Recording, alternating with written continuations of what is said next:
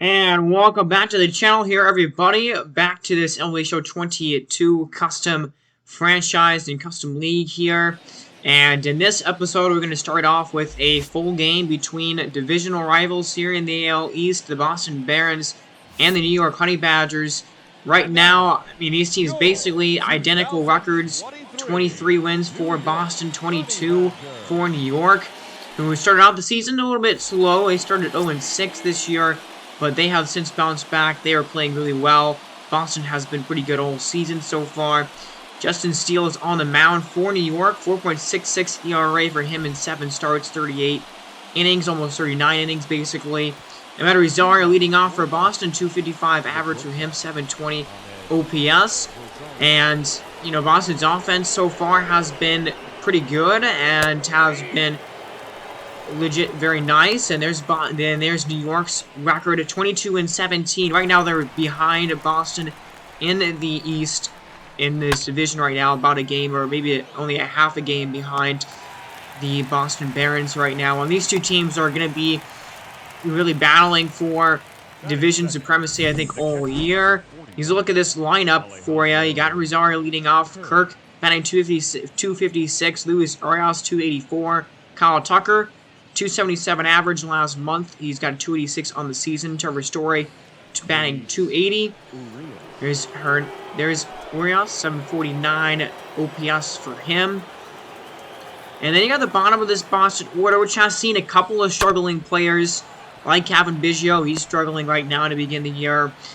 And, you know, the bottom of the order is not as good as the top of this order here. I think it's a pretty complete lineup, though, overall. And Kyle Tucker, one of the best hitters in baseball right now, 970 OPS for him. That's second on the team, which is surprising that he's not first on the team with that kind of, you know, those kind of numbers. But he's already got 13 homers this season. And he's going to fly this one to right field. And on the move, making the catch. And right is Aaron Judge. As that'll end the inning. And if you got to see the numbers for Gavin Garcia before he went into this matchup, he is one of the guys that has been really surprising me this season so far. 46 innings for him, 2.35 ERA, you know, a whip around 1. Christian Yelich, 7th in the AL with a 962 OPS, 9 home runs, 23 RBIs. But Devin Garcia, man, he has been awesome to start this season off. And last year, he didn't really pitch that great. He had a, 4.5. I think he had an over 4.5 ERA last season. But this season for him, through 7 starts, has been excellent. A really good start for him this year. And speaking of good starts to the year, it's Jose Ramirez with a 916 OPS, 6 homers, and 25 RBIs, a 293 batting average here his first year in New York. And he's got a 1-2 count on him, and he is going to get hit by that pitch. It runs inside, hits him on the elbow there. And New York has got the first base runners of the game. Here's Aaron Judge. He takes a four-seamer there on the corner. And he's got 14 home runs, 33 RBIs, nearly 1,000 OPS right there at 998. So he's having an awesome start to the year. And that's a swing and a miss for strike 2. I mean, you look at New York, they're top of their order, probably the best, one of the best in the entire league. Excuse me, in the entire league. And Judge is going to swing and miss at that two-seamer there inside for strike 3. That was probably a four-seam fastball there at 92. And, I mean, it looks like that's the only pitch that Garcia went with. And that was actually, so he went with a curveball there inside on the 5th pitch of the at-bat. All the rest of those were fastballs. And, you know, Devin Garcia, not a fast pitcher in terms of speed. 994 OPS for Austin Riley with 10 homers, 22 RBIs. But, you know, he's got a couple of strikeouts already here, and, you know, he's making a do. I didn't actually see how many strikeouts he had going into this game, but, you know, I think it's an increased strikeout rate from, you know, where it was last year. But here's Ramon Laureano as we're in the bottom of the 2nd inning now, and only a 710 OPS. He's really not hitting that great to start off the year. And he's going to foul that pitch off. I don't really know what to do about Laureano because he's still fairly young, but he's still going to be under contract for a couple more seasons. That's a swing and a miss, and a changeup way in the dirt to end the second inning. But I think it's pretty clear that, you know, this team would want another outfielder, kind of move on from him, but not really sure how they will do that. That was a filthy pitch right there by Garcia. 3 strikeouts through 2 innings, scoreless game. Go to the top of the third, and here's Darren Ruff, and only 204 batting average, only a 679 OPS. So far, him playing, he's the first baseman on this team. So far, he really has struggled a little bit this season. Tied for second with 6 home runs on the team, but the average is really low. The on base for him is pretty low as well. He's going to get it. Ground ball base hit here, though, to begin the top of the third inning. So he does get on with that hit. And now it's the bottom of the order. You know, Mike Ford is up now. He's batting below 200 right now. He's going to ground it over to first base, and that is going to be an easy double play right there. Started by Miguel Cabrera, who is starting in this game for New York. And, or that's actually Abreu, actually, there at first base. Miguel Cabrera is playing in this game, though. As we're back to the top of the order, Meta Rosario dropping one into left field. And near to the wall there as Yelich is over to get it, and that's a double. Meta Rosario's already got 17 of them this season. That is among the league leaders. I don't know what the league leader in doubles is, but that's a lot of doubles already, you know, a little over a month into the year. So here's Alejandro Kirk, 5 home runs, only 12 RBIs for him, below the OPS below 700. You know, last year was one of the best catchers in terms of batting average and everything. That is going to be a catch right here by Yelich. He settles under it. And, you know, last year for Kirk was really incredible and over 300 average. I do expect he's going to get a little bit better, and he's going to have put a bit of numbers as the season goes on, but right now kind of struggling. There's Miguel Cabrera. 710 OPS for him so far this season. Last year of his career here. As he's going to swing and drive this ball deep to right field. Miguel Cabrera gets one over the wall. That one's gone. And the third of the year for Miguel Cabrera as New York scores first here in this division matchup. 1-0 in the third inning.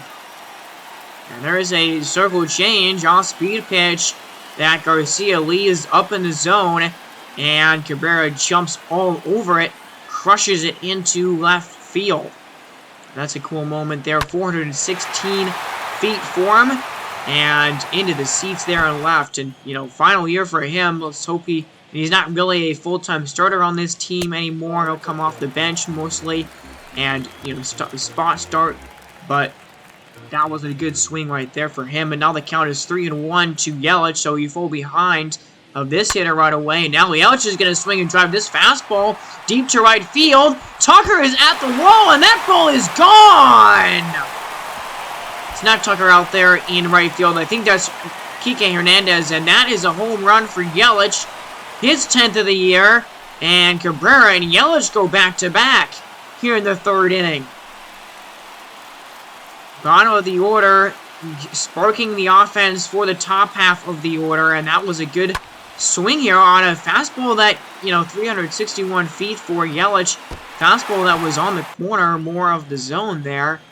And now it's 2-0 New York, and now Jose Ramirez is at the plate, and just like we saw in the last at-bat with Yelich here, Deivi Garcia is falling behind Jose Ramirez. 3 balls and 0 strikes. So this has been a little bit of a rough inning for him so far, and that's a four-seamer grooved right down the middle, and Jose Ramirez is going to drive it over the wall in left field. That ball's gone. 3 in a row for New York. Jose Ramirez with his 7th of the season, and it's 3-0. Pack to pack to back go the Honey Badgers. 355 feet on that one. It bounces off of the wall there, the taller wall in left field. And they, you know, Deivi Garcia finally gets an out after that. You know, string of 3 straight bombs. That's a swing and a miss by Austin Riley here. But man, that's how quickly the game can turn. New York now has a 3-run cushion. That's a curveball that's driven into the gap there, and it looks like Amed Rosario is there to stop that one and get the out. But man, that was a kind of a rough inning there for Deivi Garcia. Allows his first 3 hits of the game, all solo home runs right back to back to back. Here's Trevor Story at the plate. 0 for 1 on this game. He's doing really well so far this season. He's going to drive that one into the corner here, down the line, and he's got a double easy as he will stop there at second base. Trevor Story, 11th double of the season. And here is Enrique Hernandez, 0 for 1 on the game, and that fastball barely clips the inside part of the zone, and Hernandez does not believe so. He's shaking his head right there as Kevin Biggio on deck with the count full, and that 4-seamer is in the air, center field. Laureano is on his horse, and he will make the catch over his shoulder and bring it in for the final out. So middle of the 4th, now we go bottom half of the inning. Here's Jose Abreu at the plate, and he's going to drive this fastball. That's into center field. Back goes Tucker. He's at the wall. He climbs it, and he makes the catch! Oh, what a grab! In center field by Kyle Tucker.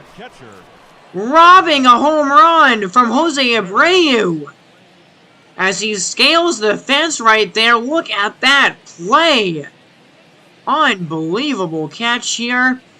One of the best that we've seen this year. Full extension. That ball was definitely going out. One more look here. I don't know if there's like fog back here in the actual game, because it's kind of hard. It's a little hard to see it back here. I think there is some fog, and that made that catch even more difficult. But look at how high in the air that he had to go to make that catch. A fantastic play out there in center field. Wow. That's a ground ball. That one gets underneath the glove of Urias there at third base. Maybe a play that he could have made. I think that's going to be a base hit for William Contreras. But now a man on here with 1 down in the inning for Laureano, and that's a ball up in the zone for ball 3. And this is already, you know, the 3rd or 4th or 5th 3-ball count that we've seen Deivi Garcia get into today. I mean, again, that 3rd inning was rough for him. He's got to get through this inning here, and that is going to do it. That's a great time for that double play right there. Started by the second baseman and finished off to Darren Ruff. A good pick at first base there. That ends the 4th inning, and a big 0 put up by Deivi Garcia. So Justin Steele right now, Kevin Biggio is at the plate, only batting 173 so far. That's a swing and a miss on a slider way outside of the zone. And, you know, I mean, just a really struggling start for Kevin Biggio this year. Last year, he was one of the better hitters on this lineup, but, man, this season, he has just really struggled. That's going to be out number 2. That's, I think, the first strikeout of the game for Justin Steele, who, you know, again, not a big strikeout guy, but, man, that's a sinker. Swung on and missed, though. My goodness, that was a filthy pitch to Mike Ford, but he's through 5 innings here. Scoreless, 5 scoreless innings, and has only allowed 4 hits. One of his better starts of the year, actually. So a good inning by Garcia in the bottom of the 5th will bring us to the top of the 6th inning here. And Amed Rosario at the plate, and he's going to swing and miss at a 4-seamer high in the zone. A good high fastball there by Steele. And now that's 3 strikeouts here in his last 4 outs or so in this game. And yeah, Rosario way behind on that fastball there. So now there's 2 outs in the inning. Here's Urias, and he's going to back away from a slider that nearly hits him. Look at the pitch count here, and every inning, I mean, he's had an 18 pitch inning, but that was the most that he's had in this game. He's had a couple of innings below 10 pitches, and this is a fly ball. And going on the move is Judge. He makes the catch near the wall, right in front of it, and that's a good play right there by Aaron Judge, who was coming up in the bottom of this inning. But 6 really strong frames from Justin Steele tonight. And going to the bullpen here is the Barons, and out comes the rookie Eduardo Venezuela, who's been awesome so far in the bullpen for Boston. 39 innings at 2.27 ERA, and look at those averages against. His average against lefties is really good. So, I mean, he is putting up some awesome numbers so far here, and he's in a big spot here. 3-0 game. Wants to keep it right where it is here. He's going to give up a base hit here, though, to, I believe that was Ramirez at the plate. And this is a tough spot for a rookie to be in the heart of this team's order here. And he's going to get Aaron Judge to look foolish on that swing. An off-speed pitch, I believe that was way in the dirt. And just filthy to Aaron Judge as that four-seamer misses. Austin Riley so far today is 0 for 2. I wonder if he might have gotten on base once in this game. But he's got a man on, 1 down in the inning here. And he's going to swing and miss at a curveball in the dirt. Wow. Arnaldo Venezuela, this is really the first time that I've seen him pitch this season. And his locations right now are pretty good. But he is getting, so some of these really good hitters here to look foolish swing at pitches that really are down in the zone and just not good pitches at all. As here's Jose Abreu trying to steal second base and getting thrown out. Here's Ramirez at second. That was a close play there, but they get the out apparently, and a good throw by Alejandro Kirk. I don't know about that. That was close. I mean, you can't challenge, the coaches can't challenge a play at second base on a steal attempt. I don't know why, but maybe you'd have wanted to challenge that if they could. Trevor Story is up here in the top of the 7th, and he's going to swing and crush this ball deep to right field, and it is gone into Homer's Landing. Finally, Boston is on the board here in the 7th. Trevor Story with his 7th of the season, I believe there it's at, and it is now 3-1. And man, now that one was crushed. I mean, no offensive momentum right there in this game for the Parents. That one, though, 379 feet right into Homer's Landing out there in the outfield. So that'll give you a boost here, and it's only a 2-run game. Kevin Biggio now is going to swing and miss. He struck out for the second time. A high slider got him on that pitch there. We have the best of locations, but a pitch that maybe wasn't expected right there from Biggio, but good swing by Trevor Story, and glad to see him being healthy here this year. It's about this time this season last year that he got hurt for the entire season, but he's an awesome, vital part of this offense right now, and that's going to be a base hit here into the outfield. So Venezuela is still going here in the bottom of the 7th inning. He's got 1 out so far, but William Contreras, second hit of the day for him. So now bottom of the order here, Ramon Laureano is 0 for 2, and he's 0 for 3 now. That cutter got him to swing and miss at it outside of the zone. I mean, another pitch not really even close to the strike zone that gets gets a hitter to fish at it. Here's Jeff McNeil. We haven't said his name yet today. He's flown out a couple of times. He's not had a great start to the season, and that's a pitch right there in the zone for strike 3. And I don't know how much longer I'm going to want McNeil to start this season and games, honestly. But Venezuela, man, 4 strikeouts in his 2 innings of work. Really good stuff from him. There's Austin Adams, 14 games, 13 innings, and it seems like he's only allowed 1 run. I think they're 208 average against righties, 190 against lefties. Those are pretty insane averages against for him this season. So suffice it to say, he's been really good this year to this point. Darren Ruff will begin the top of the 8th inning here, and he is going to ground that one into the corner here. And that was, I mean, nearly identical kind of a hit to what we saw from the Trevor Story double earlier in the game. This time it's going to be a double for Darren Ruff, only his 2nd double of the season. So he's not getting a lot of extra base hits so far this year is what we're seeing there. Now a man in scoring position, and this game certainly within reach. Mike Ford is the tying run as he takes a slider there below the zone and down near the dirt. And Austin Adams is coming set here as a 2-2 to 4, and it's a fly ball deep to right field. The Judge is at the wall on the corner, and it is fair and gone. Mike Ford delivers a clutch swing, and we are tied at 3. Wow, 2 late homers in the 7th and the 8th innings. have knotted this game up, and that was a high, towering fly ball that just went fair down the line. And it's 3-3. How about that? And a tight game here. Late now.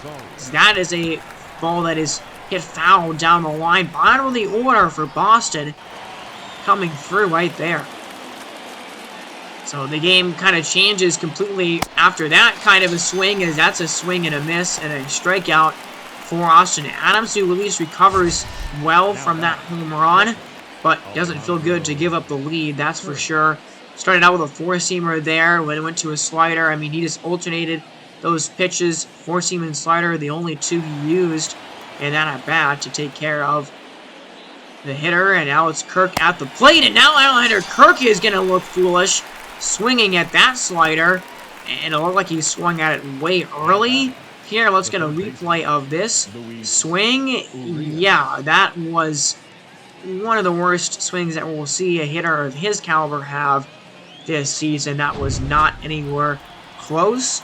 So 2 strikeouts by Austin Adams right after giving up the lead, and now he's going to get Wheeler Urias to ground it over to third base, and Austin Riley spins around and fires it across the diamond to end the inning.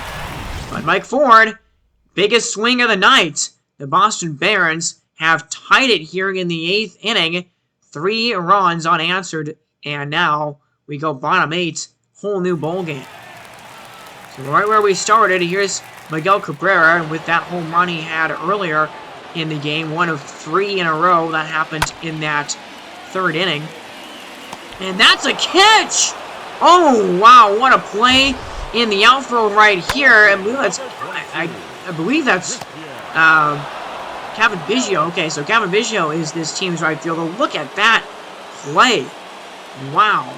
An all-out diving stretch there to make that catch. The outfield defense for Boston has been incredible in this game. That's an extra base hit robbery right there. And now Jose Ramirez is going to take a look at was that strike 2 or was that ball 1? I just saw the pitch and then I didn't remember what it actually was. But here's the 1-2 now, and that's a curveball. That is going to be a base hit here into the outfield, into right. Biggio brings it back in. So Venezuela has had a few hits in this outing. It's a lot of 3 hits now. And this should be his last frame. He gets a strikeout, though. Fastball on the corner. And Judge, I don't know if he agrees with that call there. That was a perfect pitch right there by Eduardo Venezuela. This pitch is fantastic in location. And, I mean, he works around some hits, but Eduardo Venezuela, 3 absolutely critical clutch innings for him in this game. So here comes Paul Blackburn out of the bullpen, and he's not had a lot of innings this year, only 5. Has a lot of 1 run, it seems, in those innings, so very small sample for him so far out of the pen for New York this year. But and obviously massive situation right here. Kyle Tucker is at the plate. He's going to float one down into center field for a single. And there's your go-ahead run now on base. As encouraging his teammates here, and Trevor Story now is going to lay down a bunt, and it's going to work really well. Wow, what a bunt by Trevor Story. He beats it out, and he gets a base hit out of it.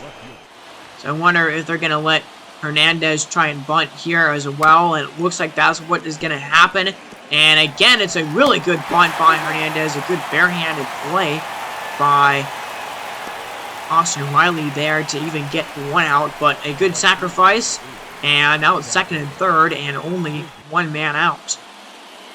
Kevin Biggio is at the plate here, and let's see, they're going to intentionally walk him, it seems. Okay, so they're going to load up the bases here, or they're going to put a Forrest at any bag, and bring up the number 8 hitter. And I mean, seriously, anything. Darren Ruff just needs to get a ball flown high enough into the outfield to bring home the run. Here's a 1-2 pitch, and it's a swing and a miss! And a high curveball for strike 3.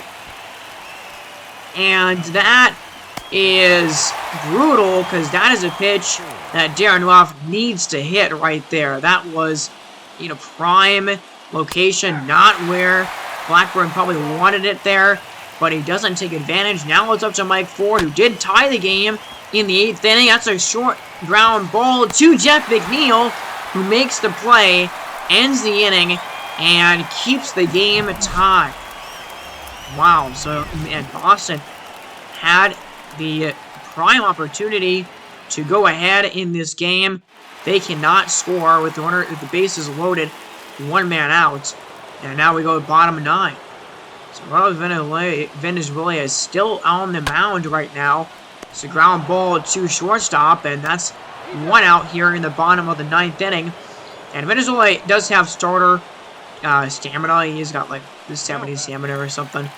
So we're not surprised necessarily that he's going long, but it seems like a difficult situation to put your rookie in right now. Anyway, here's Jose Abreu at the plate. He's 0 for 3 on the day today. He's going to fly this ball deep to left field. And they're at the wall, and it's gone! Jose Abreu! 4th of the year, and it walks it off! New York wins here in this one between division rivals 4-3. Fantastic game and a fantastic finish. Might be one of the first walk-offs that I've called this season, and this was an excellent game. Jose Abreu, I don't know what pitch that was, but I think it was an off-speed pitch on the outer part of the plate. He took it, and he deposited it off the wall out there in left. So what a swing by Jose Abreu. What a good game that was there, with Boston trying to make the comeback. And Jose Abreu says, yeah, no, that comeback is not going to happen. He ends the game right there. And that will tie the series. So it appears, you know, the Barons won the first game of this series between these two. I think this is the first time these two teams have played this season. That may not be the case, though.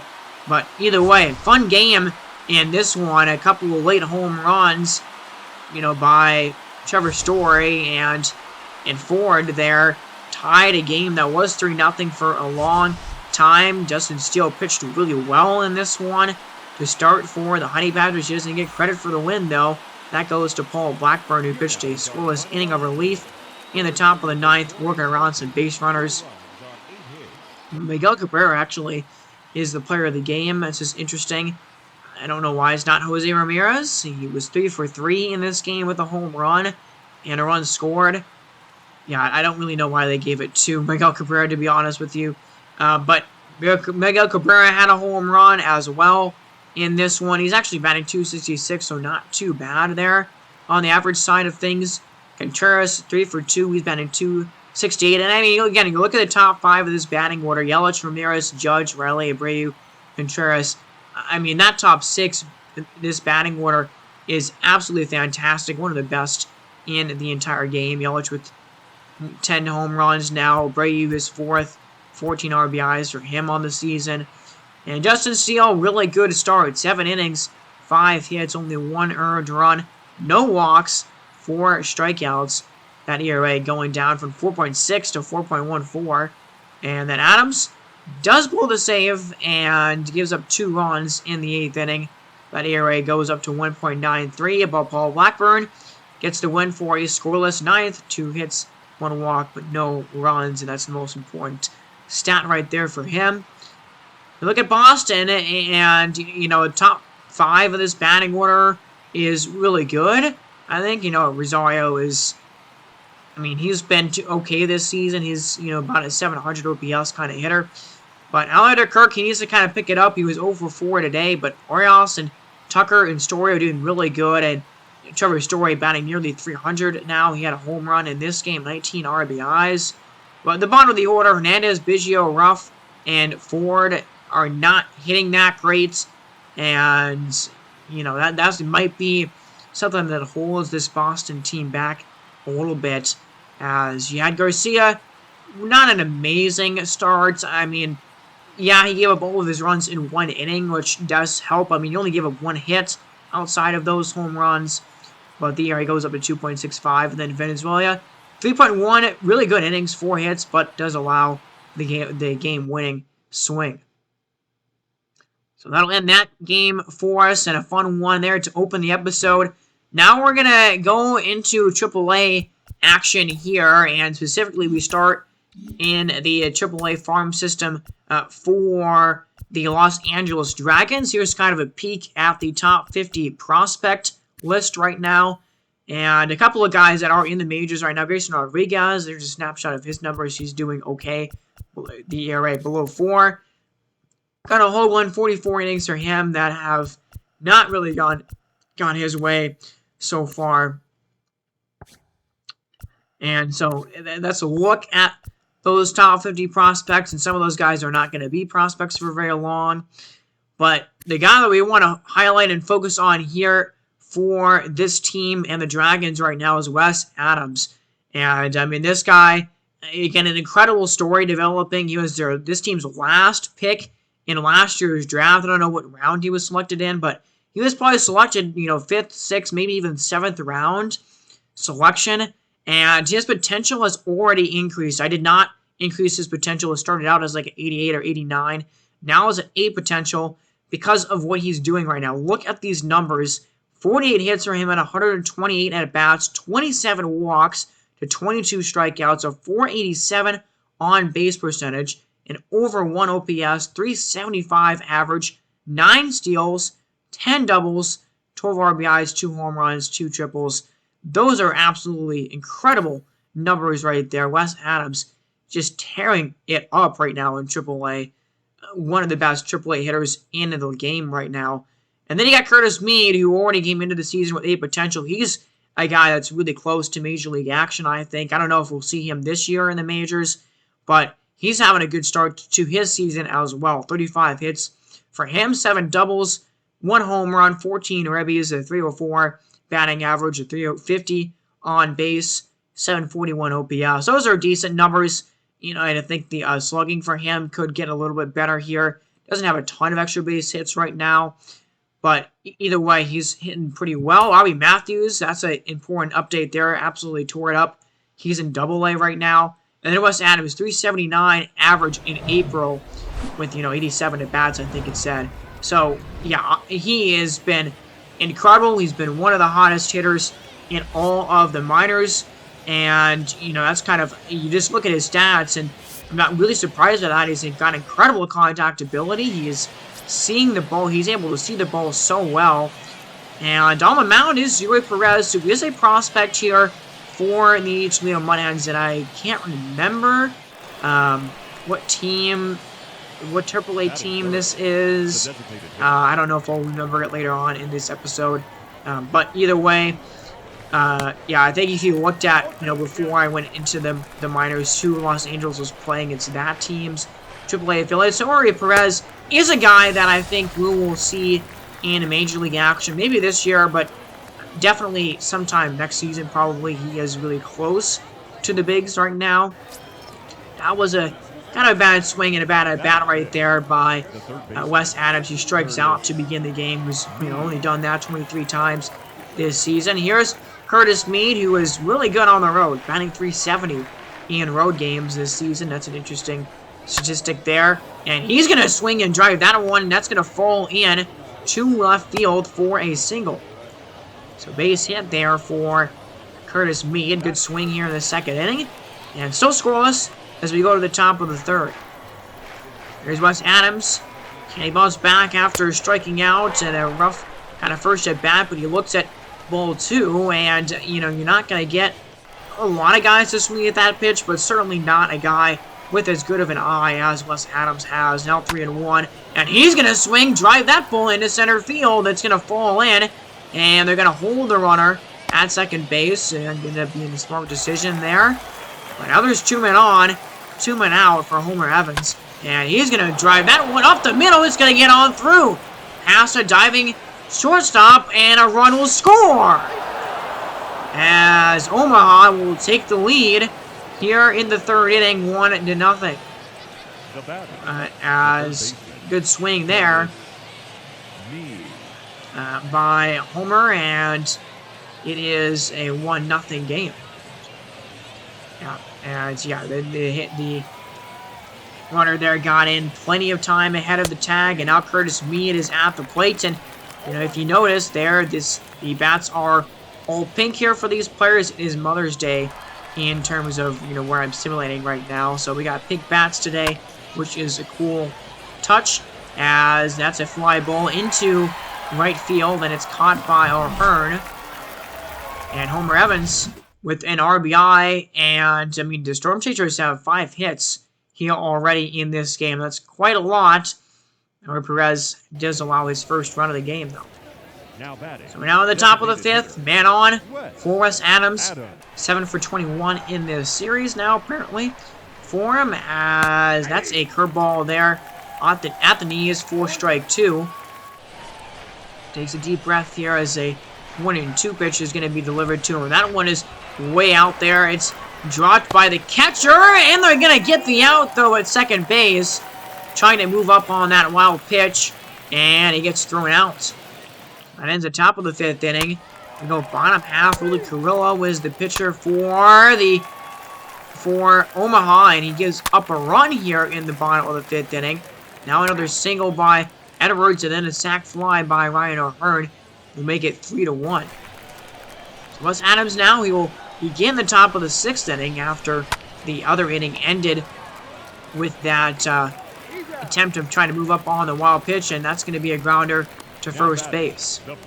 So we'll stick with Roy Perez here. We got Cutis Mead up again for his 3rd at bat of the game here. Ground ball to Dogani, the shortstop. That's going to start a double play that ends the 6th inning. That ends the top half of the inning at least. And Roy Perez, I mean, this is a decent start.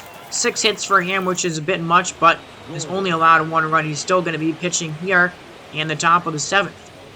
So we'll pitch this whole inning here with Roy Perez, or as long as he is able to go, as an 0-2 to Nick Gordon, and that's a fly ball. That one falls in, and it's going to get down, and it's going to roll all the way to the wall. And going up to second base is Gordon. He's going to get there safely. Nick Gordon with his 7th double of the year, and he's also a guy that, you know, talked about him in some major league time in his past for the Twins in real life. And in this game, he's a decent prospect. He's a little bit older at this point, so I don't really know if he counts as a prospect, but he is a guy that's pretty much on the cusp of being in the majors for me. That's a fly ball by Nick Cliffio, and that is not going to be caught. Allen cannot get to it, and that's going to be an RBI double for Nick Cliffio, and it's a 2-3 game. So the 3rd double of the season for Nick, and Nick Gordon, his counterpart Nick, on the base pass, comes in to score. Maybe, I don't know if is his first name Nick? I'm just thinking out loud, I'm not sure. But that is going to be the end of the game for Roy Perez. They're going to take him out now, and, you know, 6.1 innings of fairly good pitching for him in this game. Michael Feliz will come out of the bullpen, and there's his numbers. That's from last season in the majors. I don't know if he just hasn't not made an appearance yet at all in AAA. That's kind of surprising that he hasn't yet. But either way, he's going to fly it over to right field, and O'Hearn took a fatal step forward instead of stepping back to play the ball, and it's going to cost him a run, as that will score Nick Cliffio. Max Schrock comes through with an RBI double, and this is a bad read right there in the outfield by Ryan O'Hearn. He took a step in, and it cost him. So, I mean, it's now 3-3. Tie game here. That's a swing and a miss. High fastball there that gets the strikeout. Feliz will work out of the inning here, and we'll go to the 7th inning stretch now in Toledo. It's a cool little spinning camera angle there. As we go top of the 8th, here's Wes Adams, 1 for 3 on the day so far with a base hit. 2-0 to him here from Feliz, as that changeup misses. Apparently, it's ball 4, or ball 3, I mean. I don't know, that looked like a strike to me, and it definitely was if you look at the pitch, the strike zone there. But now 3-0, and that one definitely does miss, though. That's a 4-seamer below the zone, and that's a walk for... that is a walk for Wes Adams, 28th of the season for him. Just ridiculous. Homer Evans here at the plate. He's 2 for 3 on the day, and Watch out. That's a swing fly ball. That one falls in. I don't know why it gave me like an animation to run up on the ball. Maybe if I ran a little bit quicker, they would have got a position to catch that ball. But now it's 2 on and nobody out for Cutis Mead, who shows bunt here. And I don't really know why this game bunts so often. It's like, you know, in real life, would they actually want Cutis Mead to bunt? I don't think they would, even though it's probably the smart thing to do. But that's a good bunt here, and we probably could have got the runner at second base, honestly.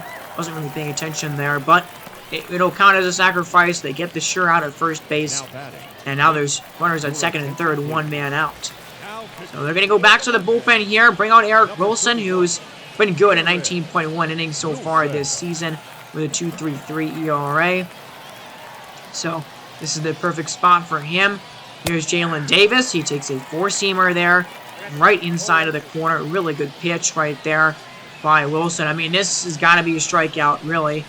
This is one of the only ways you can get the out here without that run coming in to score. And the 0-2, it's a slider! Swing and a miss. Great pitch right there. Davis not even close to it.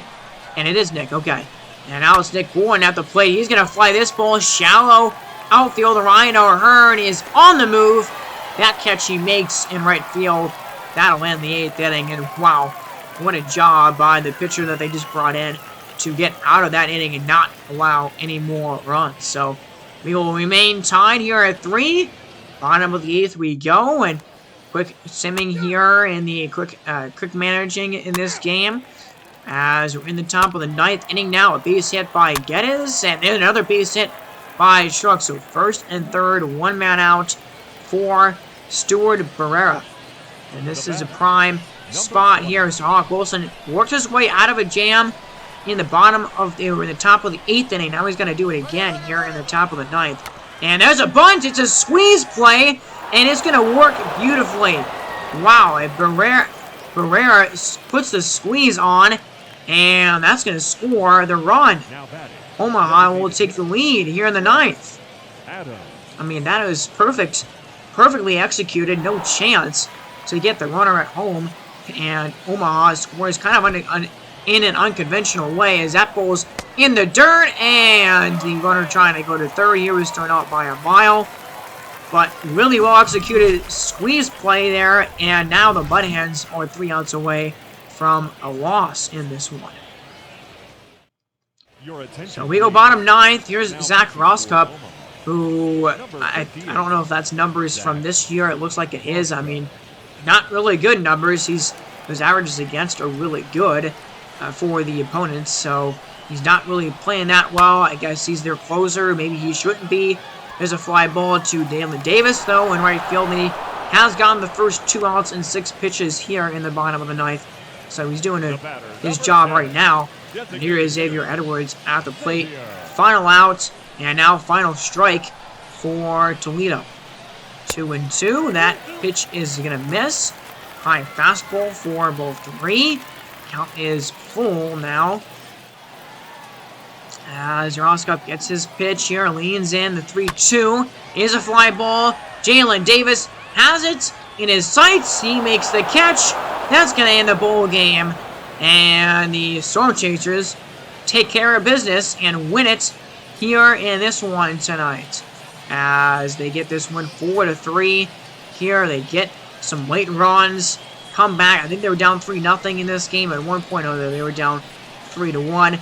But good little comeback there by Omaha. And they take care of business and get a win. So, you look at Max Shockey, he was 2 for 5 in this game, had a critical RBI. Nick Bourne had a hit and a run scored. Cliffio had an RBI double. Homer Evans was 2 for 4 with a ribby. Wes Adams, 1 for 3 with a walk in this game, and then Cutis Mead was 1 for 3. So, you see those offensive numbers there, 9 double for Shaw, 10 RBIs for him now. Then for Toledo and the Buttheads, I mean, nobody really very, crazy to focus in on for prospects for them. Xavier Edwards has some potential, but he's still pretty underdeveloped as a hitter. And same thing with Dick Prado. He's also pretty underdeveloped in this game. So You look at Uri Perez, who had a good day. I mean, overall, his ERA isn't amazing at 4.36 right now, but 6.1 innings for him, 8 hits, 3 runs allowed, 1 walk, and 3 strikeouts. So not an amazing performance, but not a necessarily awful one either. And then Feliz, a scoreless inning. Wilson gets handed the loss. So we're going to move on. This is the Winnipeg farm system here, the Winnipeg Wizards. And we're going to highlight Austin Martin, who's a really well-rounded hitter. He's developing a little bit in some of those power numbers. But I really liked his season so far as well. And so we're going to play along with him. 38 hits for him, 140 at-bats, 8 doubles, 1 triple, 6 home runs. So his power is really good right now. 471 slugging, an 815 OPS, 344 on base percentage. And also, we don't really show him in this game, but Victor Mesa Jr. is a big potential prospect, but he's actually declining and going down at the moment because his numbers are not very good. He's only batting .239, has a below 300 on base percentage, and a below 700 OPS. But he's one of those guys that I would consider calling up to the major leagues if an injury or something happened for Winnipeg on their major league team. But so far this year, hasn't been showing a lot of promise. So we go to AAA in Worcester, playing at Buffalo here in this one. The Worcester Red Sox are 17-18 on the year. The Bison 16-19. And first with 12 stolen bases on the Red Sox is Austin Martin, who's got some speed and has some base stealing ability as well in his game. And let's see his first at bat of the night tonight. That's a fly ball, and it's into right field, and the right fielder's still going back, and it bounces over his head. A diving try to get to that one, but he can't make that catch, and Austin Martin has got a double. It's his 9th of the year, and that one nearly caught, but it just kept drifting, and the outfielder could not make what would have been a spectacular play. So Austin Martin, 82 speed, and I don't expect to see us stealing here, trying to steal third base, but that is going to be an out at first base, just barely. You can almost beat that out. Here's Nick Banks, though, second on the team with a 302 average there, an 803 OPS for him. Actually good numbers so far on the season. But a base hit here would be huge, and that's what Nick Banks will get, as that ball falls in to center field, and Austin Martin will come in to score. So 1-0 Red Sox here in the top of the first inning. And that's a productive at bat right there. That was only his 3rd hit, Austin Martin, his 3rd hit of this series apparently between these two teams. So maybe he's in a bit of a colder stretch of his season right now. Nice, he's going to swing at that pitch, and it jammed him, but it's going to fall in to the outfield. Wow, that is a kind of a cheesy base hit right there from Austin Martin, but it is a base hit all the same. It counts all the same in the stats there. And that's a swing and a miss for strike 3, and I think that was not Victor Mesa Jr. there, but a hitter right behind Martin, and that's a strikeout. So 1-1 game here in the middle of the 2nd inning, and we're gonna play our lock, so it's gonna quick sim here for us, and there's a base hit. Charles LeBlanc with an RBI, 2-1 in Worcester. Now a double by Hamilton there, and now a man in scoring position for Austin Martin. An RBI chance as he's 2 for 2 so far. That's a fly ball. It's into right field, but that one will be caught. Or actually, it's caught in center to get the first out of the inning. So Martin coming up again, 2 for 3 on the day, 280 with the average right now, and we're in the top of the 6th inning. Nobody is on base for us right now. 3-1 game. The Red Sox still out in front. First pitch of the at-bat, and that's a swing and a drive as that one hit well by Austin Martin there into straightaway center, and he's on again, his 3rd hit of the game. And now this might be a chance to steal here. We got a good lead. He's taken off as the throw was a curveball, an off-speed pitch, and Austin Martin gets the bag, stealing second base. 13th steal of the year. It's another aspect of his game that I really like, is his ability to, his speed and his ability to grab bags like that. Now he's put himself in swing position for Nick Banks, who already drove him in once in this game. And another step of the lead as 1-2 pitch from Bowman is a ground ball. That one's going to get through. And around third, coming home, scoring, no throw to the plate is Austin Martin. And Nick Banks once again coming through with an RBI single. So it's now 4-1, and that's where the lead is as Austin Martin comes up again. A double and a couple of singles for him so far. 2 runs scored. 0-1 pitch to the man on first base. That fastball just barely gets the bottom of the zone. Really good pitch by Errol Paredes here. And that's a fly ball now. And into very shallow outfield, and it's going to fall in. Wow. Just past the diving attempt of the second baseman there, and out at second base because the runner had to kind of freeze up a little bit there. Now that's a fly ball into center field, and I kind of messed up here on the base running. But yeah, Austin Martin trying to go back to first base. He's not going to get there, so he gets doubled off a little bit. I mean, I was trying to steal a bag maybe there, but I should have ran back immediately. Either way, 4-1 game. Can the Red Sox hold on to the lead here? And we're in the 9th inning now. Robert Hopkins is pitching, and he's got the door. He shuts the door down. And Worcestershire, or Worcestershire, I mean, maybe I'm not pronouncing it right there. But the Red Sox win that one, and they get their 17th, or now their 18th win of the year. They're 500. So Austin Martin, a great game for him. I mean, a 3-for-5 day with 2 runs scored, and the average at 283 on the day. But man, Nick Banks had himself a day. 3-for-4, 2 RBIs. Charles LeBlanc also had 2 RBIs as well. And Austin Martin, 13 stolen base. I guess that's technically that's a caught stealing when he got doubled up there.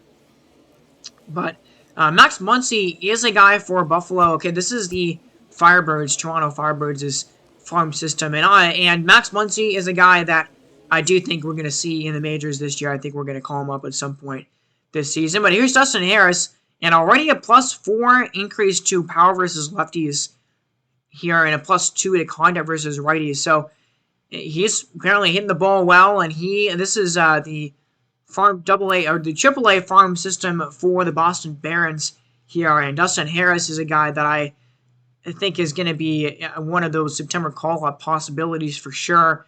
34 hits and 122 at-bats for him, 7 doubles, a triple, 4 homers, 15 RBIs. His slugging is pretty good there, and a 784 OPS is also good. So we're just showcasing some of these AAA hitters that have been off to good starts this season in this part of the episode here. And the Durham Bulls taking on the Charlotte Knights, both teams sitting at 18 and 17 right now to begin this season. And there's Dustin Harris with his pink bat for Mother's Day as we get this one started. And third on average with his average for the team for the Bulls here as we're in the top of the first. And he is leading off for this team here as that's a fly ball. Swung well and into center. Running catch made by the center fielder. So there's out number 1 here in the top of the first. Now we're in the 3rd inning. It's a 2-1 game. Dustin Harris is 7 double. That's the most on the team. But this one is crushed deep to right field, and it's gone. More than a double there. That's a homer for Dustin Harris. His 5th of the season here in AAA. And it's a 4-1 game now, I think, for the Bulls. The lead is extended. And Harris, I mean, a no-doubter, knew that one right away. It's 3-1 now, actually. But he knew it. He just held his bat right there in that position for a little bit. Watched it fly out of the ballpark. 409 feet. I mean, that's a Major League home run in practically any ballpark that he plays at. And especially in Boston where he plays, because it's a lot. The wall is not as tall out there in right field. And now it's a 3-2 game. The Charlotte has scored a run here, and Dustin Harris is at the plate. He's going to drive this one deep into right field again. And that one is off of the wall. And Harris going to second base. He's going to get there safely. So Dustin Harris with a double. That's his 8th now of the season. And a homer and a double in back-to-back at-bats. Good swings right there by Dustin Harris. So here's a 1-2. Josh Rojas is going to ground it. Oh no, it's a fly ball, and it's a pop-up in the infield, and it's caught by the second baseman to end the top of the 5th. So we go top of the 8th inning now. This game moving by pretty quickly here. Dustin Harris, 4 hits for him in this series, 2 in this game. 2-2 pitch to him here, and a fly ball into deep left field that time, but the left fielder is under it, makes the play pretty easy. And that might be the last at-bat of this game. It's, not a high offensive showing for either one of these teams here. And let's see which Ullman is pitching. He's doing really well right now for the Durham Bulls, but he kind of struggled in that inning. He does not give up a run, though. 2 more runs score for Durham, and the Bulls defeat the Knights. They win this one and go to 19-17 on the year. 18-18 now for the Knights, and a good game for Dustin Harris. Way to show off some of that potential. He's a first baseman that I believe can play corner outfield as well, can play third base a little bit also. But, Darren Ruff is the first baseman right now, but Darren Ruff has struggled this season, and he's not great defensively. Not amazing. Harris is not amazing defensively either, but you don't need to be in that position with first base. But, yeah, if, Harris continues to hit well down here in AAA, and we continue to see Darren Ruff struggle, then I definitely think Harris will have a role on this team sooner rather than later, honestly. So we had 5th home run of the season, 16 RBIs on the year, scored a run, and also had his 8th double of the season. So now we're back to Major League action here, and this is Mother's Day that we're on right now, and we're going to simulate some of these games here. We're simulating the 3rd game in this series between Boston and New York. New York wins this one as well, and I think they're now ahead in this division race over Boston with 24 wins as they win this one 3-4. So another low-scoring game right there. Double by Yelich, Laureano, and Alfaro. As you look at the pitching there, Trevor Rogers, 5 innings, 4 hits, and 4 runs. Not an amazing ERA for him right now. King, 3 scoreless innings. Carlos Rodon, 7 innings, 2 runs allowed. And a pretty good day for him. Toronto and Seattle, a 1-0 game. Xander Bogaerts provides the only offense of the entire game. Really for either team, 6 combined hits in this one. And Shohei Ohtani pitched lights out, but gets a loss because he gave up 1 run, and Marcus Stroman threw a complete game shutout. 9 innings, 3 hits for him, 1 walk, and 7 strikeouts. He's pitching really well right now. 2.16 ERA on the season for him. And Shohei is pitching well too, with 3.25 ERA there. Los Angeles gets this win over Vancouver. 20-21 are both of those teams so far this season. Los Angeles, I expected them to start out a little bit better this season. I still think that they can turn it around. I still think that they're a very talented team. But right now, they're just kind of wading through 500 land right now. Jose Altuve, 4 for 5 day. For him, Michael Brantley, it looks like, had a home run there. And Nick Senzel also had a couple of RBIs also. And Anderson there for Vancouver, 6 innings, 7 hits, 3 runs allowed, 3 walks, and a below 4 ERA for the season. Alexander gave up 3 runs, but none of them were earned. Shane Bieber had a good start and got the win. And then Montreal, New Orleans, these two teams kind of struggling a little bit to begin this season. But home run by Pages here, 1 for 1 day for him, and a home run. As his average right now isn't great, it's below 200. A home run by Josh Naylor for New Orleans. And Sonny Gray, 6 innings, 5 runs. No runs allowed, 5 walks though. But doesn't allow a run, 5.21 ERA for him. One can stall him out, and then Knebel gave up a run. And that was the pitching side of things for that game. And now Winnipeg and Phoenix. Phoenix gets this win 2-0 here. And Winnipeg, both of these teams sitting at 21-20. Marcus Semien looks like he had a 2 RBI double in the 6th inning. And Tyler Glasnow goes complete game in this one. 9 innings, 4 hits for him, 1 walk, 6 strikeouts. The ERA sitting at 3 for him.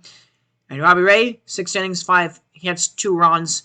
Joe Rock, 2 innings, and no runs allowed. 3.85 ERA is pretty good for Joe Rock right now.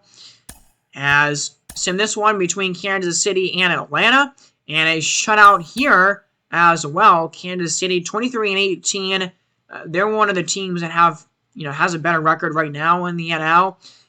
But Atlanta gets the win here. They improved to over 500, 21-20 on the year. No extra base hits at all for Kansas City.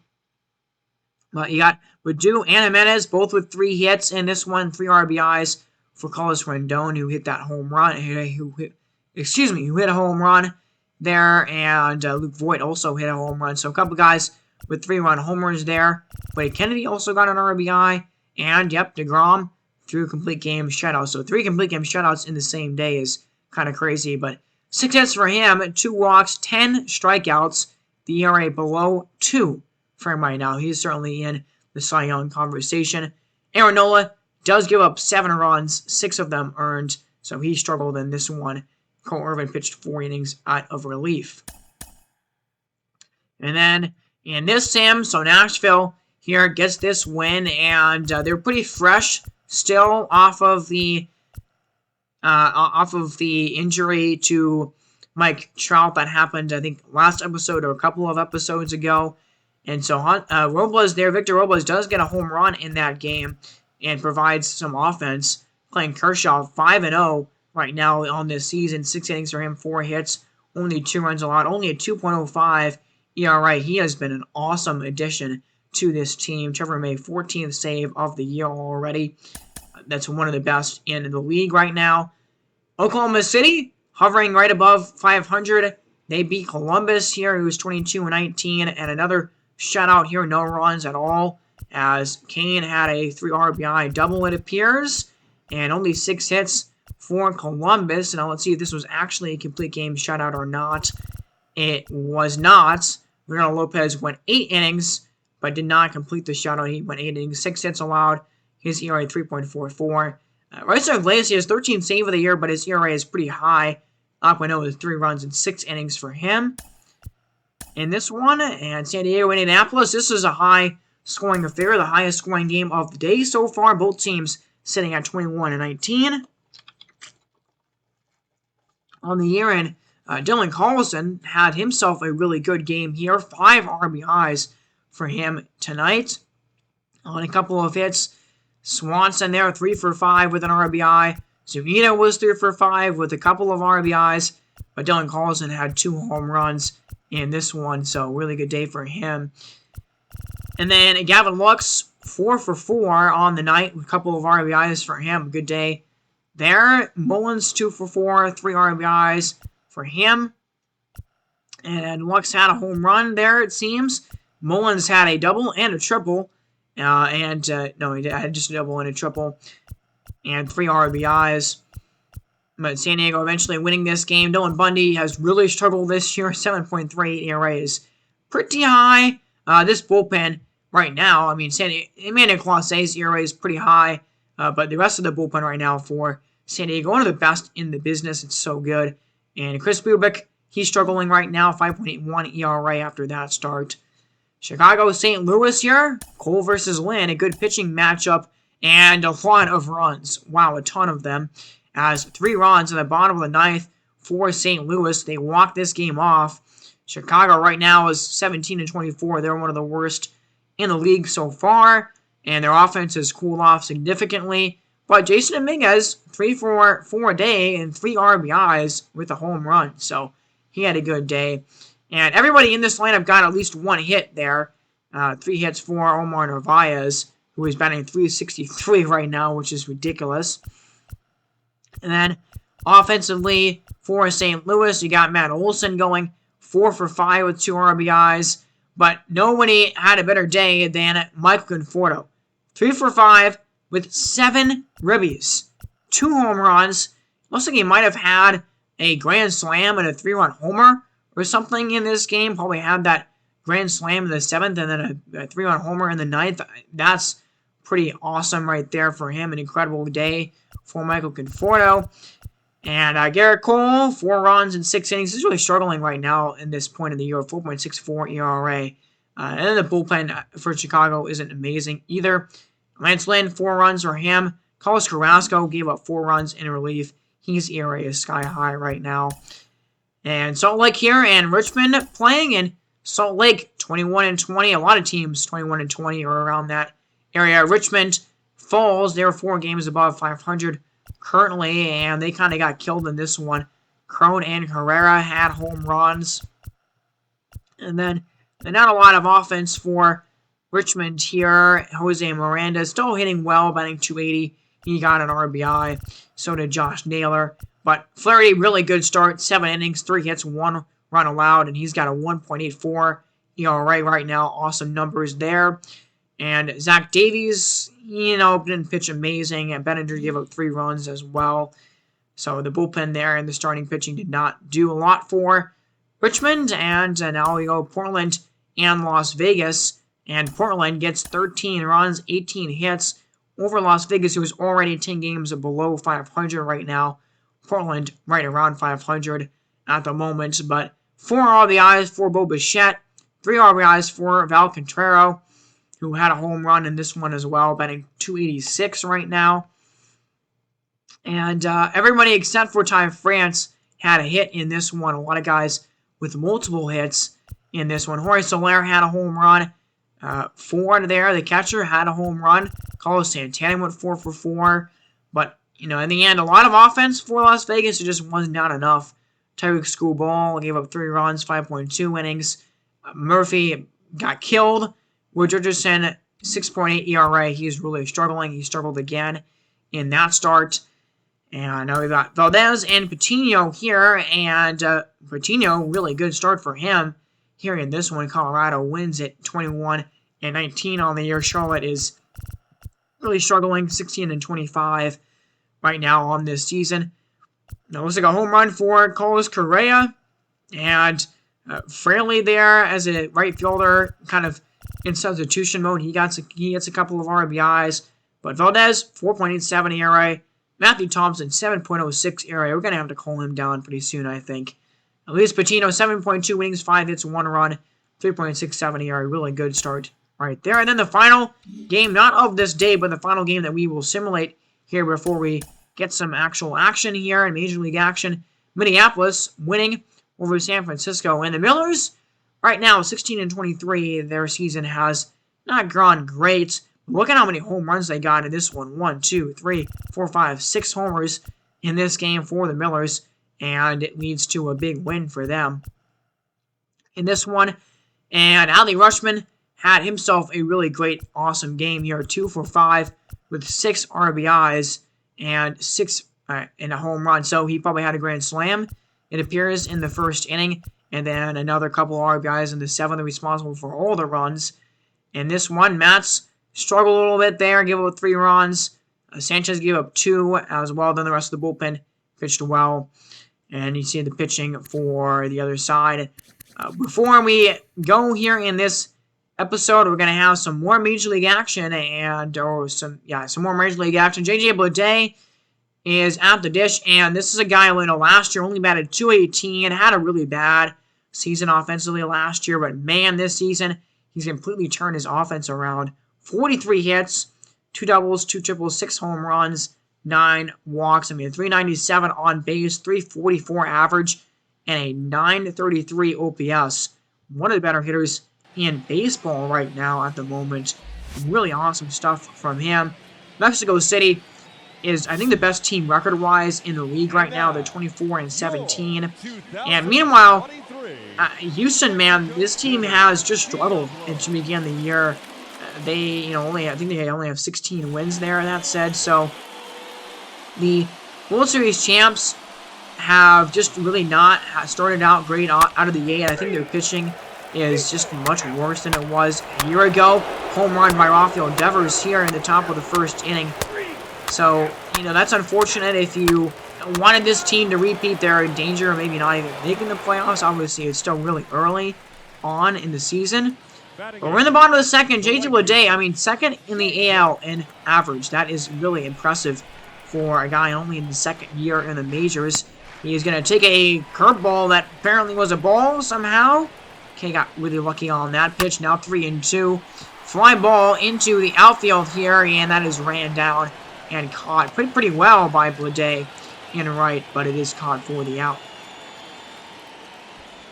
So Ryan Yarbrough pitching for Houston, and he's got a 3.5 ERA this season. Logan Gilbert has struggled mightily for the Diablos this season so far.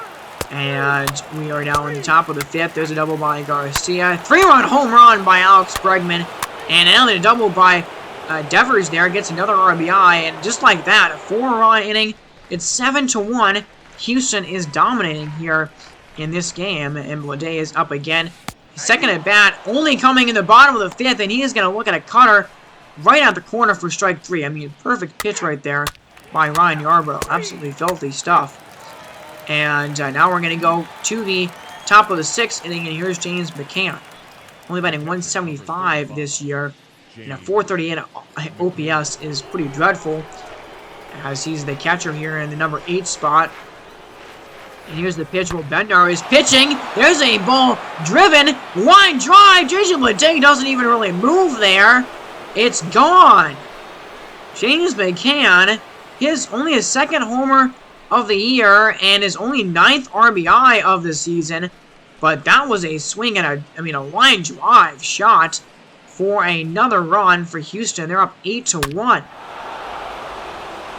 and these really much improved road uniforms for the Reapers here, and that was a line drive home run. My goodness, we're in the bottom of the 7th. This game seems pretty far out of reach now. J.J. Bleday is up for only his 3rd at bat. Ryan Yarbrough still pitching here. There's a swing and a drive by J.J. Bleday. Oh wow, into deep center field. Oh my goodness, all the way to the fountain in center. 7th home run for Bleday. 476 feet. That ball was absolutely blasted. Wow, that's one of the longest home runs that I have seen since we started this custom league right here. Look at this ball. Oh my gosh. That thing was crushed. All the way out there in the center. 107 exit velo, 6.7 seconds of hang time, 476 feet. It's one of the longest home runs this season, I would think. Now we're in the bottom of the 9th. That was a fantastic swing. Look at this ball all the way over the water feature here, over the pool in center field. I don't know why there's nobody over there. It seems like it would be a nice day for some of these water features, but well, I have rarely seen anybody hit it like all the way out to the fountain out here in the outfield. That is just really impressive. It bounces off of the base of the fountain there. That is a majestic swing. So here's a 2-2 as Bleday looks at De Los Santos, and Enel De Los Santos gets a strikeout there, his 3rd of his outing, and that'll be the end of the game. As a dominant win right there, a really quick little firelock scenario there, but Houston dominates in this one, and they get, I think, their 17th win of the year. They drop Houston to 24-18 on the season. So maybe this, in year 1, Reapers and Diablos played a lot of really close and fun games. It was really interesting to showcase those two teams playing against each other. And that might not be the case this season. We'll have to see, but I think it's kind of being taken over by Boston and New York and their rivalry that they're developing right now. Devers, man, a 323 average for him. He's got 11 homers, 32 RBIs. Those are some league-leading type of numbers right there, and 9 doubles.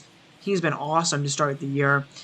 And Garcia, 266 average. He has 11 doubles. He's been hitting the ball pretty well, but everybody in this lineup besides Sanchez there got a hit. And then pitching Ron Yarbrough, 6 innings, 5 hits, 3 runs, 2 walks, 5 strikeouts. A really good start from him. And De Los Santos, 3, shutout, scoreless innings. He does have a 5.08 ERA though. And Mexico City, not a lot of offense from them. I mean, David Bodie had a few hits in this one, but only 6 total. A home run there by J.J. Bleday. 7th of the season for him. The average at 341 after that game. And he has 19 RBIs now. And Bodie with 11th home run for him. He's got 25 RBIs. He's actually one of the better hitters on this team right now at the moment. And then Gilbert, I don't know why. He pitched only 4.2 innings. He got roughed up, and his ERA is now at over 6. So that's unfortunate there. 4 innings for Bender there as well after that. But before I leave you guys and end this episode off here, we have a massive injury update. As I was simming here, Hyun Ryu sustaining an injury, a torn rotator cuff, and that is going to knock him out for the entire season. He's going to be out over 6 months. That ends the season for him, and that is a big injury for a pretty shallow and thin pitching staff in Toronto. 36 years old at this point, and so he doesn't have a lot more time left probably in his career here. And 53 innings, he was pitching really well. 53 innings at 2.7 ERA and a 1.11 WHIP, 16 runs allowed, and 34 strikeouts. So Hyun Ryu was providing significant value to this pitching staff and to this team. That's a big injury that they're not going to have him. And I went down into their farm system because they don't have a long reliever that I can move over really to make a starter. Looking at their farm system, they do not have really anybody. They don't have any starting pitching prospects basically at all. And that is going to create some complications. That's going to we're going to have to maybe look and see what we can do potentially in free agency here at this point. And that's kind of what we do. We have to look to this because we just don't have any other options. And Andrew Heaney is a 72 overall pitcher. I mean, he was really bad last year. There's a reason he wasn't signed by anyone because he struggled so poor. He was, struggling so badly in his season last year. But again, no real choice for Toronto. They got to have a 5th pitcher, and so they're going to sign Andrew Heaney here after I continue to increase the negotiations, going as low as I possibly can for him. But yeah, I mean, that's a big difference. Ryu, a guy under 3 ERA kind of pitcher, a really reliable guy, and that's going to be, that's going to be probably a very significant downgrade there. And, the Firebirds 23-19, they're a game back of both the Barons and the Honey Badgers in this division right now. And keep talking about it. This is such an important year for them because Shohei Ohtani is going to be a free agent, and that is going to hurt their chances of making a playoff run. So we'll have to see what that develops into this year, but that is going to end this episode for me, everybody. Just thank you guys so much for watching this one, and I know it was a longer break between episodes of this series, but we have the off seasons of the FIU and the Yukon Huskies, Dynasties and Rebuilds. Those videos will be coming up soon. The draft in this series will be coming up soon in the next couple of episodes as well. So stay tuned for that. Subscribe to the channel if you want to see more from me and more of this series. And I will see all you guys in the next one. I'm back in Columbia now, so the semester is kind of winding up and about to start for me. So just wish me luck with all that and with school and everything. But thank you guys so much for watching. I will see you in the next one. Have a great day, and God bless.